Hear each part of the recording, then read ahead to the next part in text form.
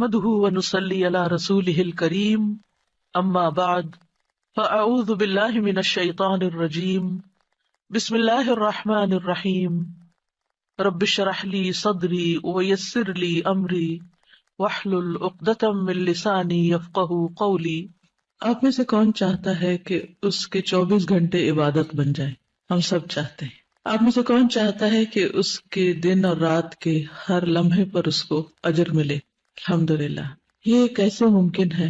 یہ اسی وقت ممکن ہے جب ہمارے یہ سارے اوقات اللہ سبحانہ وتعالیٰ کی اطاعت میں گزرے، اس کی فرما برداری میں، اور اس کی اطاعت میں اسی وقت گزر سکتے ہیں جب ہم جانتے ہوں کہ ہم سے اس وقت وہ چاہتا کیا ہے، وہ دن کے آغاز پر کیا چاہتا ہے، وہ دن میں ہم سے کیا کام چاہتا ہے، وہ دن کے اختتام پر ہم سے کیا چاہتا ہے، وہ رات کے وقت ہم سے کیا چاہتا ہے، اور پھر سونے کے بعد جاگنے کے وقت ہم سے وہ کیا چاہتا ہے۔ جب ہمیں یہ سب باتیں پتہ چل جائیں اور ہم ان کے مطابق اپنی زندگی کو ڈھال لیں تو ہی ہماری زندگی عبادت بن سکتی ہے۔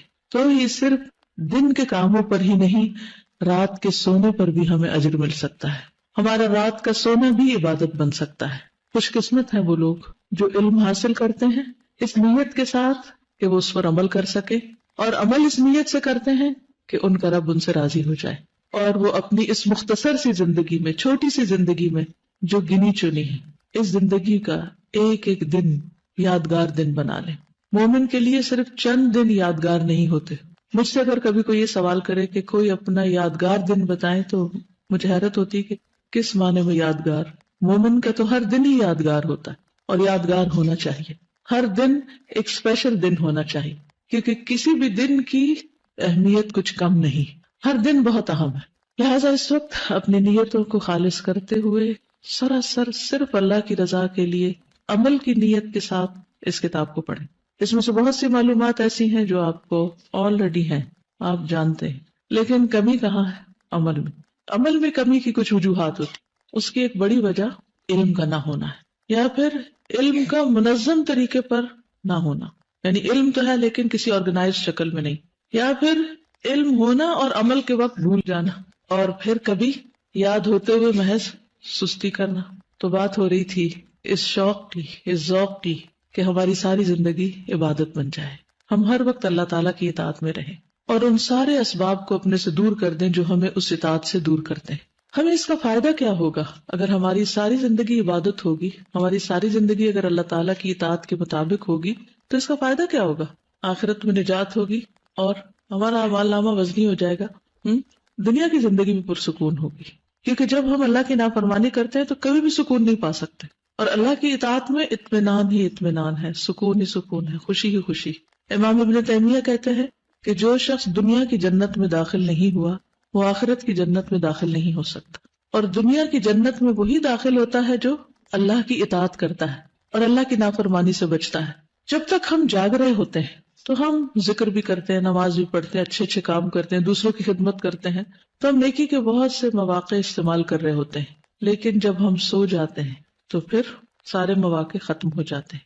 ہاں، اگر ہم ذکر کرتے ہوئے سوئیں اور وہ اذکار جو نبی صلی اللہ علیہ وسلم نے سکھائے، اور ذکر کرتے ہوئے اٹھے وہ اذکار جو نبی صلی اللہ علیہ وسلم نے سکھائے، تو ان دو کناروں کے بیچ کا حصہ یہ وقت بھی عبادت بن جائے گا، اور جب یہ وقت عبادت بنے گا تو صبح آپ خوش و خرم اٹھیں گے، اور جب خوش و خرم اٹھیں گے تو پھر کیا ہوگا؟